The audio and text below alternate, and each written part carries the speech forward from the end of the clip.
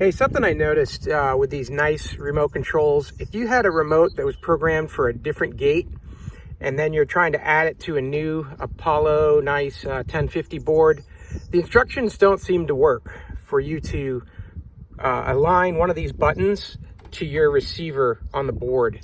But what I found that's not mentioned in the instructions is for you to do this.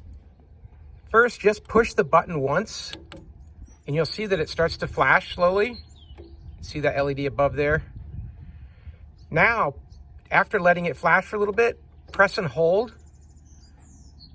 and wait for your about 5 seconds or so, and then it should go solid.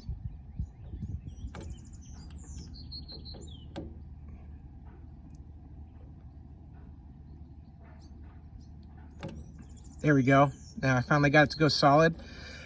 Now press and hold the button that you want to program, and you should see 3 flashes.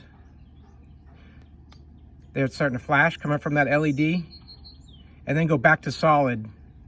There's solid.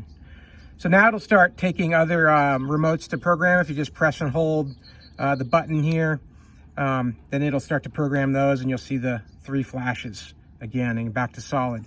But yeah, I couldn't get that mode to start when it already had a code in the remote. But if you just push the button, let that flash for a little bit, then do the press and hold so that you get the solid light, then the programming worked as per the owner's manual. So hey, I hope this helped, and if it did, please give the video a thumbs up. That'll help other people find it as well. And as always, have a great day.